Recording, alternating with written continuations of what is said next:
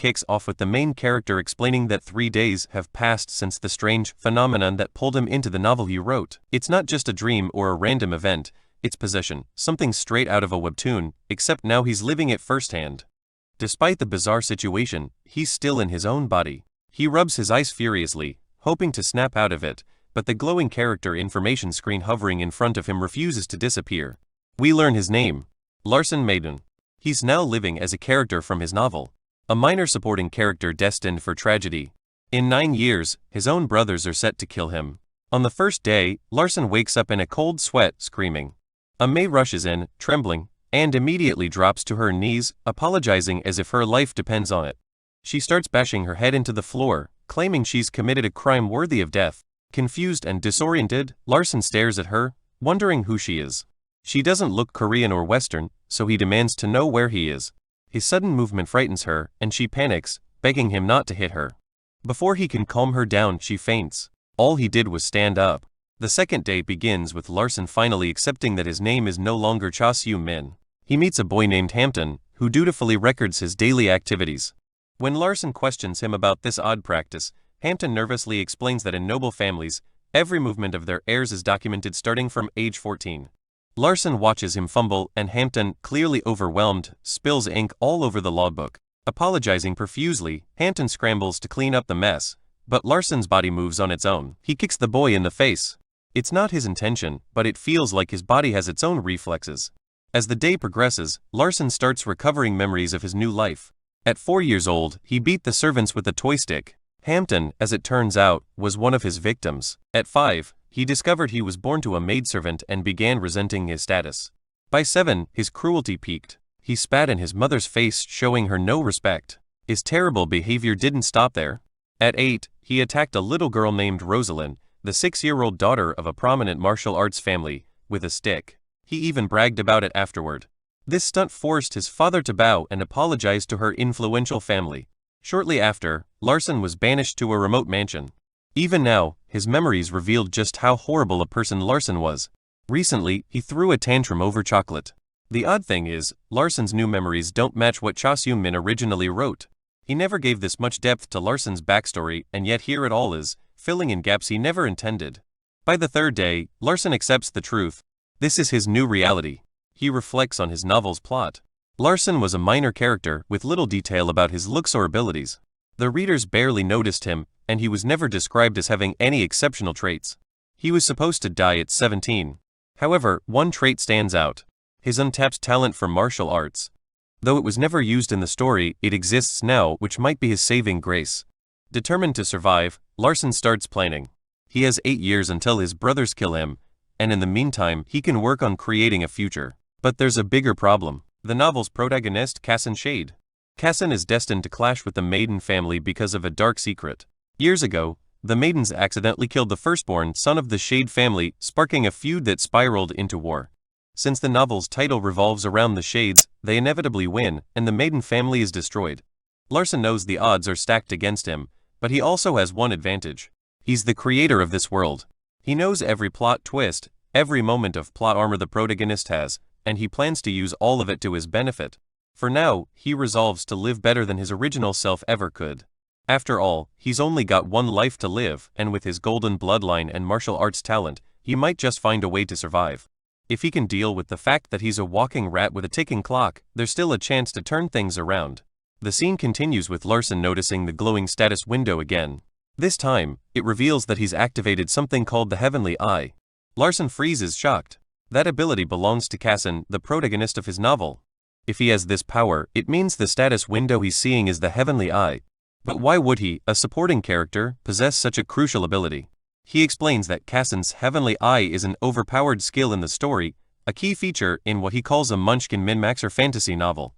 Kassen wasn't just strong, he had the power to obliterate the planet and, if he felt like it, the universe too. Larsen's unease grows as he recalls that this same power is what eventually led to the destruction of the Maiden family. Looking down, Larsen notices a faint ring around his heart, something he describes as the first circle. In his story, circles are a manifestation of mana gathered around the heart, used as fuel for magic. Normally, it takes immense time and effort to achieve even the first circle, and someone like Larsen, who never trained in magic, shouldn't have it. Yet here it is, fully formed seemingly on its own. A knock on the door interrupts his thoughts. He assumes it's Hira, and his suspicions are confirmed when the maid enters, kneeling immediately. The sight reminds Larson of the suffocating rules he set up for his servants. Annoyed by his past self's strictness, he tells her she should kneel only when necessary. As he looks at her, another status window appears, and Larson is stunned to see that Hira has a talent for assassination. This makes no sense. He never wrote this detail into her character. Someone must have planted her as an assassin, even in this remote mansion. Larson realizes the implications. His life is still in danger. He forces himself to smile, knowing that if Hira senses his fear or sees an opening, she might strike. Despite his suspicions, the heavenly eye tells him her trembling and tears are real, though he's not entirely convinced. To buy time, he orders her to fetch him some chocolates and leave him alone. Outside the room, Hira hesitates, sensing something unusual. She's noticed a shift in Larson over the past few days. His demeanor feels entirely different, almost like he's a new person. She floats down the hallway, her movements deliberate, like a predator silently observing its prey. Back in the room, Larson gathers his thoughts. His banishment to this mansion has all but destroyed his chances of being a successor, leaving him at the bottom of the family hierarchy. Even so, his every move is still monitored. The Maiden family, in his own story, plays the role of villains, and Larson decides to change his approach. To survive, he'll behave like a decent person, at least on the surface. With the heavenly eye and his knowledge of the story's future, he knows where crucial artifacts are located. If he plays his cards right, he might just survive the succession war. A moment later, Hira returns, apologizing for failing to find the chocolate. As she kneels again, claiming she's committed a crime worthy of death, Larson cuts her off mid-sentence. Forcing himself to stay in character, he coldly tells her to leave. The maid, stunned by his uncharacteristic indifference, leaves the room, questioning what just happened. This isn't the same Larson who would normally throw a fit over chocolate. She resolves to observe him more closely before reporting anything unusual. The story jumps ahead 1 week. Larson orders Hampton to prepare for something, catching the boy off guard. "What for?" Hampton asks nervously. Larson smirks, repeating his command. "They're going to the training building." Over the past week, Larson has thought hard about his situation. If he's going to survive, he must participate in the succession war, and that means training his body and mastering the powers he's gained. Hampton is shocked by the change. Larson, who used to beat him for minor mistakes, now seems focused and driven. It's not just fear anymore. There's a determination in Larson's eyes that's hard to ignore. Hampton recalls that he too has a talent. Poison. A talent he likely developed to protect himself from Larson's unpredictable wrath. In noble families, aides like Hampton are called shadows, devoted servants who assist their masters. Despite everything, Hampton decides to trust Larson and follow him.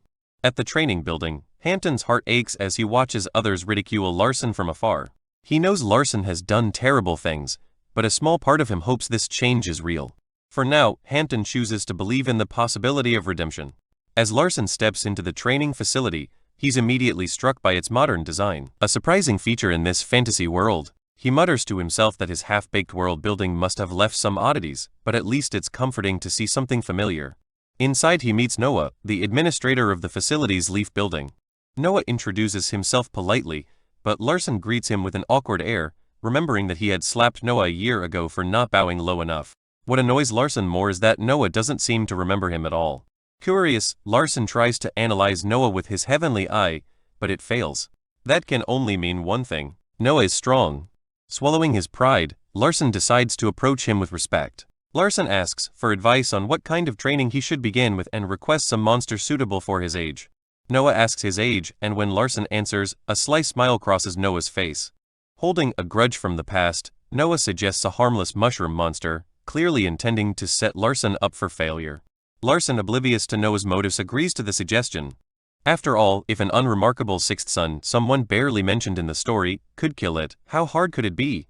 While waiting, Larson focuses on the mana swirling around his heart. To his amazement, he realizes his talent lies in magic combat, and he's already grasping how to use it instinctively. Before long, Noah tells him the preparation is complete. Larson steps into a simulation room resembling a dense mushroom forest. As the door shuts behind him, Noah smirks. He plans to use this moment to humiliate Larson, finally settling the score for the slap a year ago. Inside the forest, Larson spots the mushroom monster. It's a tiny, bouncing creature that looks anything but threatening. Confident, Larson charges his fist with mana. Watching as a status window pops up, confirming that his magic combat technique has activated. He feels the magic circle inside him shift as his body prepares for the fight. Outside, Noah watches intently, recalling his own past as a magic prodigy before joining the Maiden family. Today, he'll have his revenge. What Larson doesn't know is that this particular mushroom monster is at the highest difficulty level. Its physical resistance makes it almost impervious to low-level attacks, and Larson's technique lacks elemental attributes, meaning he shouldn't stand a chance. But as Noah watches, his smirk fades into shock. Larson's glowing fist punches straight through the monster, destroying it in one blow. Larson is just as surprised. That was easy, he mutters as a status window updates his technique. He feels a surge of power in his heart, noting a new ability called weight utilization has been imprinted on his circle. Meanwhile, Noah is struggling to process what he just witnessed.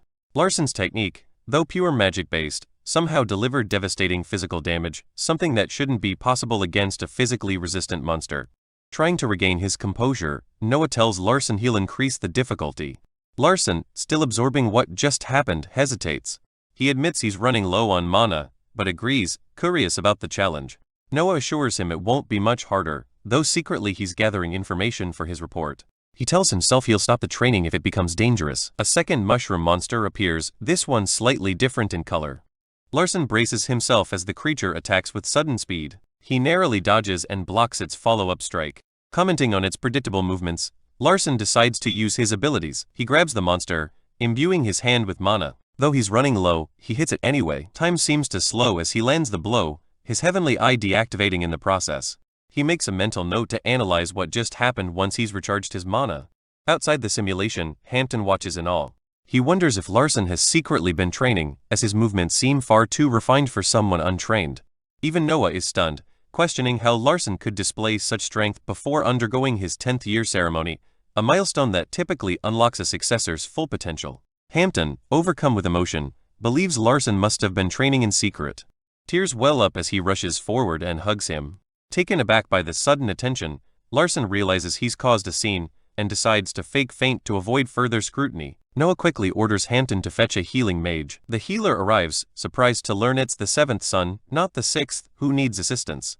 Examining Larson, the mage concludes that if his injuries are from a technique's side effects, they'll be difficult to heal. Deciding to go through the motions, the mage casts a healing spell, but expects no results. To his shock, Larson opens his eyes and thanks him. The room falls silent. Everyone stares, stunned by Larson's uncharacteristic gratitude. Noah, Hampton, and even the healer can't believe what they're seeing. The scene opens with Hira, out of breath, bringing chocolates to Larson. She apologizes nervously, saying she could only find 2. Larson reassures her it's fine and tells her to leave them and go. He doesn't want to keep tormenting her and adds that he's tired from training. Hira exits the room, visibly shocked when Hampton mentions that Larson had gone to train earlier. Back in his room, Larson eats the chocolates, noting he doesn't normally enjoy them, but finds these oddly comforting. As he eats, he activates his heavenly eye and notices something strange. The chocolate's energy is spreading through his body. To his surprise, the chocolates are replenishing his mana. He reflects on how mages in this world usually have to endure harsh conditions to absorb mana from their surroundings, yet he's gaining it effortlessly. This discovery hints at a unique constitution he wasn't aware of, something he hadn't written into Larson's character. However, the side effect of this free mana seems to be weight gain. He wonders what connection this has to his newly gained slowly talent. A knock interrupts his thoughts. The door opens to reveal Carlin, Larson's older brother, whose rude demeanor instantly puts Larson on edge. Carlin, whom Larson fears deeply, wastes no time asserting dominance. He sneers, demanding Larson crawl and kneel like a bug. Suddenly, Larson's slowly talent activates, allowing him to see Carlin swing in slow motion. Testing his newfound ability, Larson deflects the attack, sending Carlin's weapon flying. This infuriates Carlin, who screams threats and begins channeling mana, forming water around his fist. Larson notes droplets forming on Carlin's body, and quickly disrupts the water formations before they can fully materialize. In a flash, Larson appears behind Carlin, then back in front, delivering a powerful blow to his stomach. Carlin coughs up blood and collapses, groaning in pain. Panicking, Larson shouts for Hampton to fetch a healing mage. When Hampton arrives, Larson repeats the order urgently and Hampton rushes off. Larson takes a moment to reflect. He recognizes he may have gone too far, but also learned an effective method for dealing with mages. The next day, Hira and Hampton discuss the incident. Hira is stunned to hear that Larson defeated Carlin. Hampton, looking serious, reveals he's actually Larson's shadow. Hira isn't surprised, stating that everyone except Larson knows this. Hampton points out that she, too, is not an ordinary maid. They both acknowledge each other's unique positions, and Hampton asks if she still thinks Larson is just a scoundrel. Hira brushes off the question, urging him to keep talking. Hampton theorizes that Larson's behavior might be tied to the upcoming ceremony. He speculates that Larson has been hiding his abilities all this time. He explains that Larson's mastery of the first circle couldn't have developed overnight, and that Larson's previous behavior may have been an act to stay under the radar. He insists that Larson's sudden changes show a future worth following. If Larson dies, both he and Hira will likely be abandoned. Hampton proposes they work together to ensure Larson survives. Hira agrees to consider his points if Larson visits the library, explaining that it's critical for maiden family members in the succession war to study there and develop strategies. The story shifts to Larson outside the library, marveling at its immense size. He wonders how many books it holds when a mysterious voice answers, around 200,000. Startled, Larson looks around and sees a rainbow-colored aura. From it, a woman appears and introduces herself as Evian, the librarian. Larson is intrigued but wary of Evian. He activates his heavenly eye to analyze her and learns her real name is Larvian, a name he recognizes immediately. She introduces herself formally, and Larson recalls her infamous reputation. Larvian is one of the highest-ranking mages, known for slaughtering a lord and his knights, turning them into icicles, and freezing their entire castle. Her actions in the future lead to disaster, making her a wanted criminal. Larson can't hide his surprise. Why would someone like her be working as a librarian? And why is she just standing there, staring at him? The scene begins with Evian offering Larson some tea, suggesting black tea specifically. Larson agrees, even though he doesn't like it, figuring it's better to play along. As she disappears to prepare it, he reflects on how lucky he is that this is his first time in the library. Who knows what chaos the original Larson might have caused here? When Evian returns, she asks why he's here. Larson requests a basic book on mana cultivation. She raises an eyebrow, questioning why he'd need something so elementary. Larson responds that it's better to be safe than sorry, a phrase that seems to confuse her. She retrieves the book using magic, floating it over to him effortlessly. Larson takes it and dismisses her, sighing he'll handle things from here. Alone with the book, Larson dives in. It describes mana as the fundamental energy present in all of nature. To become a mage, one must first form a ring of mana, a process that requires understanding complex equations. Larson quickly finds himself lost in the technical jargon. For a basic book, this feels more like advanced quantum physics. He activates his heavenly eye to make sense of it, which shows a completion rate of 5%. This ability, while powerful, highlights his current struggle. It's no match for Kassan's mastery. Still, Larson is amazed at how quickly the heavenly eye is processing the information, and he wonders what will happen when it reaches 100%. Satisfied for now, he decides to stop and focus on his mana issues another day. The scene shifts back to the mansion, where Hampton informs Larson of a visitor. Lady Soso, his mother. Larson is stunned. Her sudden appearance feels unexpected, and it stirs up memories of his past life. He recalls how much he missed his own mother, especially during her final days in the hospital. Emotion wells up as he notices how much Lady Soso resembles her. However, his joy is tempered by concern. He spots the early signs of the blue dot illness, a mysterious and incurable disease marked by 3 blue dots. She currently has only one. As they sit down for tea, Larson struggles with guilt, remembering how the original Larson treated her. Tentatively, he calls out to her, unsure how to start. Watching from the sidelines, Hira wonders if Larson's kind demeanor is just another act. Then, to everyone's shock, Larson apologizes. His voice trembles as he admits his past mistakes and says he's come to his senses. Lady Soso, equally shocked, responds cautiously, her voice cracking as she simply says, "Is that so?" Larson continues, pouring out his regrets, but she remains guarded, giving short, polite answers. Her tone reveals her hesitance. Years of abuse have made her wary of his sudden change. Before leaving, she excuses herself, claiming she has work to do, though Larson knows it's a lie. She hasn't been a maidservant for a long time. Alone, Larson reflects on the blue dot illness. Once 3 dots appear, the disease becomes incurable. He vows to find a way to help her while she still has a chance. Outside the room, Lady Soso breaks down in tears. She wonders why she's crying on what should be a happy day. Her son, for the first time, has called her mother.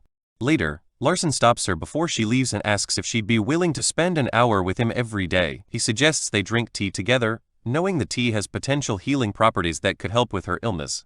Touched by his sincerity, she agrees. Larson silently wishes for her health, determined to protect her. That night, Lady Soso lies awake, wondering if this is all just a dream.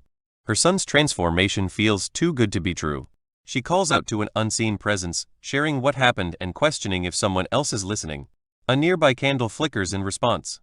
The next day, Larson calls Hira for a private conversation. Nervous, she wonders if he's discovered her secret identity or plans to give her an assassination order. To her surprise, he simply asks for more of those special chocolate. Relieved, but slightly irritated, she waits for him to say something important, only for him to request more sweets. Disappointed, she leaves. An hour later, Larson stares at a literal mountain of chocolates in front of him. Giving in to temptation, he devours them, noticing that the quality of the chocolate affects how much mana it restores. Larson realizes that sweets from a particular bakery also provide mana due to a shared ingredient. Curious, he calls for Hampton and orders him to fetch the baker immediately. 30 minutes later, the baker stands before Larson, trembling. Rumors about Larson's violent past have left him terrified. The baker assumes he's in trouble and begins apologizing profusely. Larson quickly reassures him, saying he hasn't done anything wrong. Instead, Larson demands the recipe for the sweets, wanting to know every ingredient. The baker nervously shares the recipe for his sweets. Larson immediately recognizes the key ingredient, the 1,000-year herb. Realizing this herb is what allows him to absorb so much mana, Larson becomes determined to incorporate it into his diet. The scene shifts to the training hall, where Noah hears from a healer that Larson beat up Carlin. Noah is stunned, calling Larson a lunatic, and wonders when he became so powerful. The mage speculates that Larson's sudden growth might be tied to the upcoming ceremony. Noah, however, remains skeptical. He points out that no matter how fast Larson improves through combat techniques, there are limits. Without mastering elemental spells, Larson will struggle to surpass the Grendels, the family known for their magic prowess. Despite this, Noah can't ignore Larson's unexpected rise. Back with Larson, he experiments with eating the 1,000-year herb. Unlike chocolate, which caused him to gain weight, the herb has no caloric downside. Instead, it boosts his mana reserves. Using his heavenly eye, Larson begins rapidly increasing his strength. Over the next 3 days, he processes the magical book he borrowed, reaching a significant milestone. Suddenly, a notification appears. A secret page from the Great Sage Alberto's technique has been unlocked. Intrigued, Larson wonders who the Great Sage is, but realizes he'll need to revisit the library to learn more, a task he dreads due to Evian's unsettling presence. As Larson mulls this over, we see Hira silently observing him from the ceiling. The scene cuts to the library, where Larson nervously searches for Evian. She jump scares him, causing him to nearly drop the book he's returning. After she magically stores it away, she asks if he's looking for anything else. Larson hesitantly mentions the Great Sage Alberto's book. Evian warns him it's incomprehensible, but he insists he only wants to look at it for fun. Evian suddenly starts sniffing him, likening the moment to a predator assessing its prey. Larson awkwardly pulls out a chocolate bar, asking if that's what she smells. When he offers it to her, she initially declines, but then snatches it quickly, pretending she's being forced to accept it. Larson, baffled by her behavior, tries to leave, but wonders how she reacts to a compliment. On impulse, he tells her she's welcome to visit the mansion for more chocolate, and he'll let Hira know. As he walks away, he thinks to himself that he hopes she doesn't actually come. Later, Larson begins reading the Great Sage's book, but it's less exciting than he anticipated. The text is filled with bizarre claims, making the process slow and tedious. He's 42% through the book, but the unpredictability of its content frustrates him. Outside, Hira and Hampton observe Larson running laps. Hampton comments on Larson's recent changes, while Hira notes that his workout doesn't seem normal. Suddenly, Evian appears behind them, explaining that Larson is melting mana by exercising. Both are startled by her sudden presence. When Hampton asks if they should tell Larson, Evian says there's no need. Hampton, realizing her rank as a high-ranking mage, grows uneasy since librarians are supposed to remain neutral in the succession war. Evian remarks on how different Larson is from the rumors, and Hira nervously offers her chocolate, recalling Larson's instructions. She expects Evian to be insulted, but instead, Evian eagerly takes the chocolate, leaving Hira confused. Hira begins to wonder what exactly happened between Larson and Evian. 3 days later, Larson finishes analyzing the Great Sage's book. As he absorbs the final contents, an intense sensation brings him to his knees. His heart feels like it's about to explode. Panicked, Larson realizes he must read the mana flow with his heavenly eye to avoid fatal errors. He's shocked to discover that misinterpreting the book could kill him. With sheer focus, he manages to engrave the teachings into his mind. The knowledge reveals a backstory of the world that was previously hidden to him. Larson begins to understand the unpredictability of this world and Evian's strange behavior. It's revealed that she has an intense love for chocolate. This jogs a memory of Larsen's past life, where he once watched a friend's son scribble nonsense into a backstory notebook. Now, Larsen realizes that even absurd details can have meaning. Suddenly, a voice interrupts his thoughts. It's useless for someone like you to concentrate. Larsen looks up to find himself surrounded by fire. Strangely, the flames don't burn. As he scans the area, he sees a mysterious figure emerge from the blaze. The scene opens with Larsen being startled by a voice calling out, asking if he has a death wish. Enter Persia, his sister, known for her 3 elemental attributes and her terrifying reputation. Larsen immediately wonders why she's here.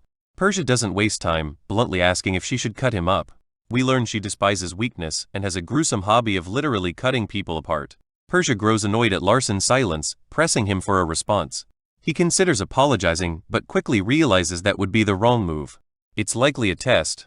Thinking fast, he explains he wasn't pretending to concentrate, carefully continuing his explanation. Persia laughs, noting that the rumors about his recent changes might be true. Larsen, seizing the moment, tells her he's trying to live as a decent person from now on.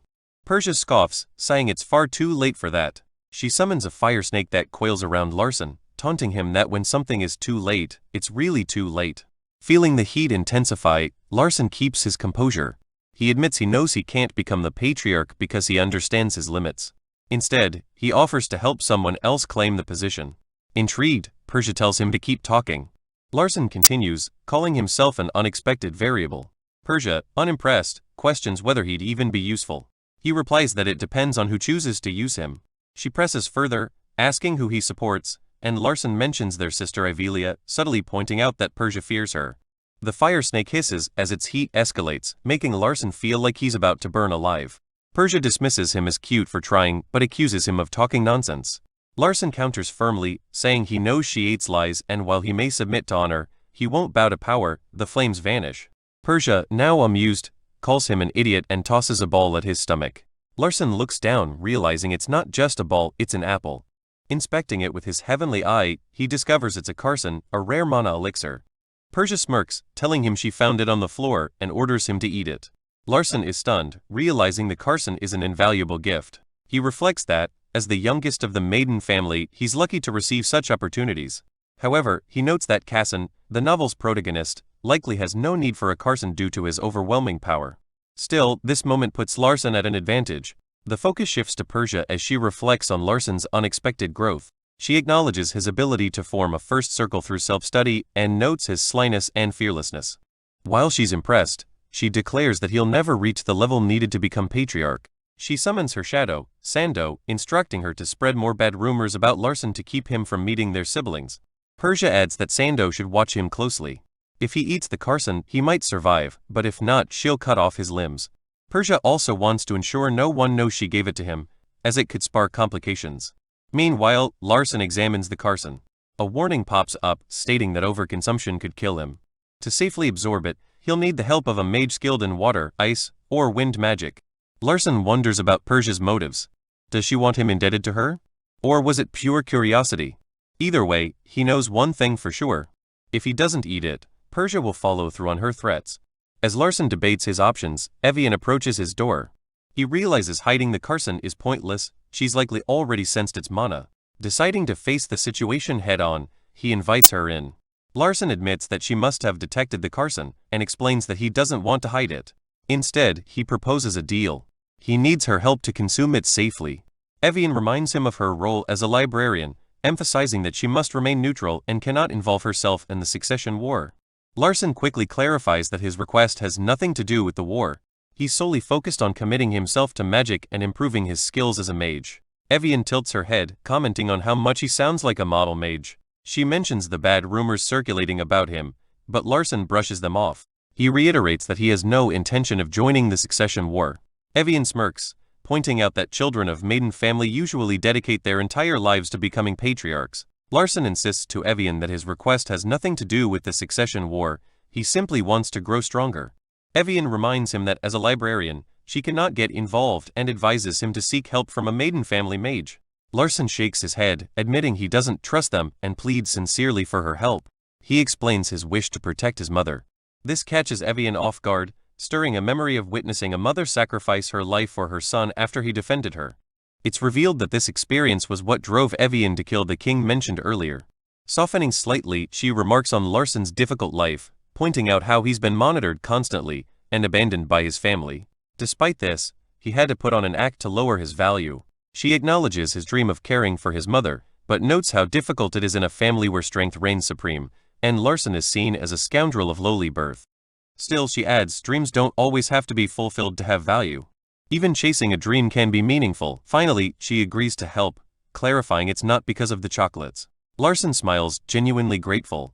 The scene shifts to Evian preparing the Carson. She explains the risks. His body could freeze, possibly for months or even years, or in the worst case, he could die. Larsen is unnerved by her calm tone, but trusts her expertise as a capable mage. As she prepares the process, she casually reminds him of her fee. 24 chocolates. Larsen, knowing he has no other choice, agrees. Meanwhile, a bloody Persia questions Sando about Larsen's progress. Sando informs her that Evian assisted Larsen with consuming the Carson.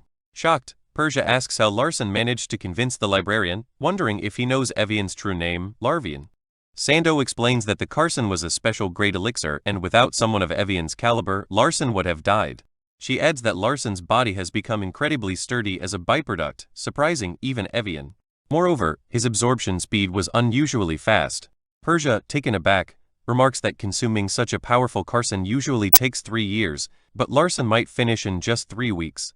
Back at the mansion, Larsen is running laps, marveling at how his body feels overflowing with mana. He's not even tired after hours of running. Turning to Hampton, he requests to be taken to the waterfall garden. Once there, Larsen begins climbing the waterfall, reasoning that the additional exertion will consume more mana. To increase the challenge, he asks Hampton to fetch a lead weight for him. As Larsen climbs, his magic techniques activate to protect his body, steadily upgrading with each attempt. Over the following weeks, he gradually increases the weight, even as Hampton warns him not to push himself too hard. Larsen brushes off the concern, noting how energized he feels despite barely sleeping. The scene cuts to Sando reporting back to Persia. She informs her that Larsen has fully absorbed the Carson's mana and now possesses a monstrous body. Persia listens intently, surprised to hear that Larsen has been climbing the waterfall daily while carrying 50 kilograms. Confused, Persia asks if Sando meant 5 kilograms. Sando confirms it's 50 and adds that Larsen climbs quickly, which leaves Persia stunned.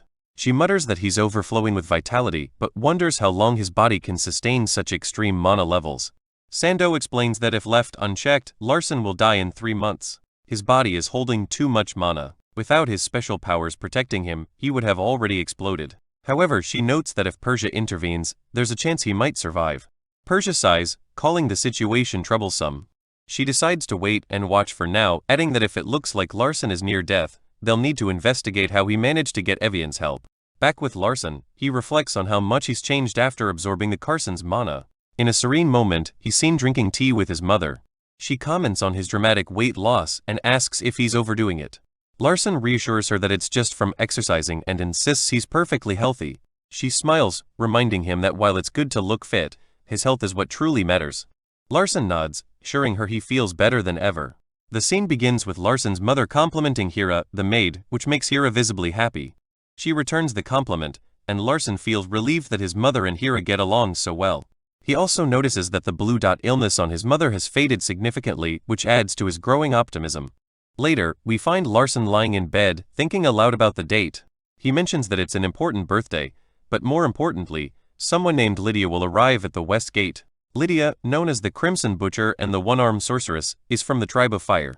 Larsen recalls that she'll run into trouble and be thrown out of the West Gate, only to encounter his sister Persia. That's how she ends up losing her arm, and becoming one of Cassan's strongest allies. With her fire magic and Cassan's contract with her tribe, they dominate the battlefield. Larsen decides that if he can intercept Lydia, he might claim one of the artifacts that would otherwise end up in Cassan's hands. As Larsen strategizes, he senses someone in stealth nearby. Realizing it's Persia's shadow, he decides to act oblivious and tries to deactivate his heavenly eye, but it won't turn off. With no other choice, he pretends to sleep. Persia's shadow misinterprets the situation, believing he's cultivating mana even in his sleep, something that requires intense focus and could kill someone if done incorrectly. Yet, Larsen appears to be doing it effortlessly. She's baffled by his stability, noting how his fused mana is gathering in his heart and stabilizing further. She's amazed that his heart is abnormally strong despite his physical transformation. Eventually, Larsen stops pretending to sleep and the scene shifts outside. He instructs Hira and Hampton to follow him, telling them they're headed to the West Gate. As they walk, Larson explains that the West Gate is the outermost gate of the mansion grounds. Today, he plans to meet Lydia. At the gate, Lydia is seen panting, surrounded by guards. She yells at them, threatening to kill them, her hand glowing with fire magic. Larson observes the chaos and wonders if he's already too late. Reading her character information, he's reminded of how hastily he wrote her personality and regrets not giving her more depth. Hampton asks what Lydia is doing, but Larson has no time to explain. He orders Hampton to scatter paralyzing poison and ensures it hits Lydia. Hampton tosses the bag, which bursts into a fine powder above Lydia's head. She collapses to the ground. One of the gatekeepers blocks Larson, demanding to know who he is. Larson, unimpressed, berates the guard, calling him incapable for not recognizing him. When the gatekeeper presses him for identification, Hampton steps in. With confidence, he introduces Larson as the seventh son of the Maiden family. The gatekeeper scoffs, claiming they're lying because everyone knows Larson is ugly. Larson calmly asks for the guard's name, promising to remember it. He challenges the guard, asking if anyone would dare impersonate someone as infamous as him, known as a scoundrel and an ugly pig. Larson tells the gatekeeper to send someone to verify his identity with the main family if he doubts him. However, if the guard continues acting arrogant and refuses to listen, Larson assures him there will be consequences. Realizing his mistake, the gatekeeper falls to his knees, apologizing profusely. He then nervously asks why Larson wants to take the girl. Larson, caught without a plan, improvises. He bluntly says Lydia is attractive, leaving the gatekeeper stunned, but compliant. Piha, however, looks utterly confused. The scene cuts to Lydia now tied up, as everyone looks at her. A notification appears before Larson, warning that a new variable has been introduced due to the changes he made. Lydia wakes up, growling and barking through the tape over her mouth. Larson, unable to understand her muffled words, decides to approach her directly. He asks if her father is sick and tells her his mother is also ill, implying he understands why she's here. Larson explains that she's a mage from Hieron and part of the tribe of fire. He mentions the epidemic affecting her territory and guesses that she came here believing the Maiden family has the cure. He asks if she understands, and Lydia nods. Larson signals for Piha to remove the tape from Lydia's mouth.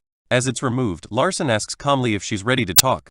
Lydia looks at Larson skeptically and asks if he's really going to help her. Larson reassures her that he already said he would. She presses further, questioning why a noble like him would help for free. Her father had always said nobles never do anything without expecting something in return. Larson asks why she came to him if she believed that, and Lydia hesitates before revealing that she has something valuable to offer. Larson instantly recognizes what she means. The Holy Grail of Fire, an artifact that would have ended up with Kassan in the original timeline. He tells her he'll cure her father, but warns that it will cost a lot of money. When Lydia admits she doesn't have any, Larson shrugs it off and says she can pay him back later. He'll calculate the cost after treating her father. Relieved, Lydia promises to repay him however she can, and even offers the valuable item she mentioned earlier. With the negotiation complete, Larson tells Hampton to spread 1,000-year herb around Lydia's territory and boil it with silver seawater to create the cure for the epidemic. Hampton is puzzled, saying he's never heard of such medicine, but Larson brushes it off and tells him to trust the method. Impressed, Hampton agrees and begins to see Larson in a new light. Hira takes this moment to ask Larson how he knows about the medicine. Larson deflects the question by simply stating, "I'm a maiden." Hira hesitates, processing his words, and thanks him for the explanation. She even remarks that seeing him now reminds her of the patriarch when he was younger. Larson then turns to Lydia and tells her he'll release her. This angers Lydia, who snaps that she never told him her name and demands to know how he knew it. Realizing his slip-up, Larson quickly recovers, asking if it's really that strange he knows her name. She says it is. Larson doubles down, asking if it's strange he's using an expensive herb for her. Again, she says it is. Larson lists more examples, pointing out how he's sharing secrets of the Maiden family and helping her at great personal risk. Lydia, increasingly flustered, keeps responding that it's all strange. Finally, Larson lands his point. She's showing hostility toward someone who might be her savior. Embarrassed, Lydia apologizes, and Larson makes her repeat it until she admits she was wrong. Satisfied, he tells her to stay put for now. When Lydia asks why, Larson reminds her that she attacked the Maiden family. She explains that the gatekeepers told her this wasn't a place for lowly people and that it wouldn't matter if her father died. Enraged by their cruelty, she was ready to kill them all to protect her father. Larson listens and then calmly instructs Hira to untie her. Still suspicious, Lydia asks why Larson is treating her so kindly. He introduces himself, and it takes her a moment to connect the dots. Shocked, she asks if he's the Larson, the scoundrel everyone talks about. Larson smirks and asks if that's what the rumors say.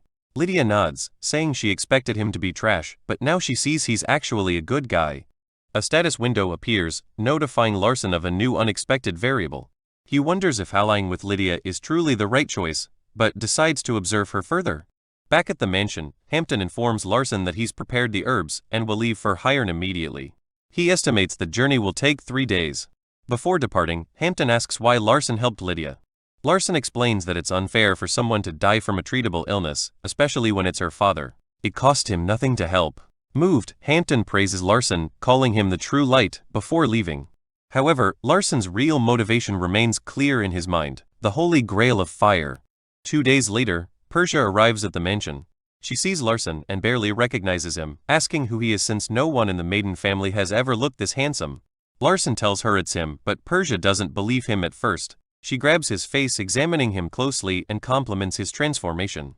Larson's magic combat technique activates instinctively, surprising him. Even making eye contact with Persia triggers his body's defenses. Persia pats his head, telling him his face, passes her test, and promises to pamper him if he keeps growing like this. Larson, wary, declines her offer, suspecting it's another test. He boldly tells her he'd become her rival, or ally, then be pampered. Persia chuckles darkly, saying he'd make a beautiful piece of art if she decorated his decapitated head. Larson quickly tells her to stop making such bad jokes, but Persia coldly replies that it wasn't a joke. Persia then demands to see the toy Larson brought back. Larson hesitates, knowing Persia dislikes other talented fire mages like Lydia. He tells her he doesn't plan to show her, but Persia's demeanor shifts. She releases a wave of killing intent, accusing Larson of overstepping his boundaries. Larson braces himself as Persia's mana exerts immense pressure on him. Using his combat technique, he manages to resist, earning a nod of approval from her. She withdraws her mana and smirks, offering him a chance. She proposes a duel. She'll fight using only one finger, no elemental magic, just combat techniques. Larson, surprised, asks if she's even familiar with combat techniques. Persia waves him off, saying she's read about them briefly. Larson smirks back, determined to give it his all. Persia compliments his confidence and conjures a fire snake. Larson's heavenly eye reveals the snake as an illusion, and he destroys it with a single punch. Persia claps mockingly, noting how much he's improved since their last encounter. She adds that if he wins, she'll leave his toy alone, but if he fails to entertain her, she'll destroy it. She taunts him, calling him the son their father discarded, never expecting him to grow this much. Larson leaps at her, but Persia easily deflects him with her finger, sending him skidding backward. He lands on his feet, shaken but determined. Realizing the gap between their abilities is too great for him to dodge and counter, Larson knows he needs a different strategy. His iron will protect his body, but even so, his mana is in chaos after just one hit. As his cultivation stabilizes his mana, he decides to aim for her leg. Seizing his chance, Larson grabs Persia's right leg and sweeps her other foot, causing her to fall. With a burst of mana, he channels all his strength into his fist and slams it toward her face. However, his fist shatters on impact, revealing her defensive magic. Persia, unfazed, asks if he attacked because she let her guard down. Larson admits it was his only opportunity. She chuckles, calling his technique unsightly, which is why she dislikes combat techniques. Larson retorts that while it wasn't elegant, he still won. Cradling his broken hand, he can't help but smirk. Persia doesn't take the loss lightly. She uses her magic to lift Larson and throws him into a wall, making him cough up blood. Despite this, she declares he won the bet and assures him she'll leave his toy alone. But she can't hide her growing interest in him. As Persia prepares to leave, she remarks on Larson's durability, noting she added some healing mana to her attack. If he uses it wisely, he could gain something valuable from it. Before vanishing into flames, she warns that if he misuses her gift, his body might fall apart. Her shadow, Sando, observes from nearby and comments on Persia's fascination with Larson. Persia admits he's intriguing, but insists she's only testing him. The scene shifts back to Larson, who is still coughing up blood.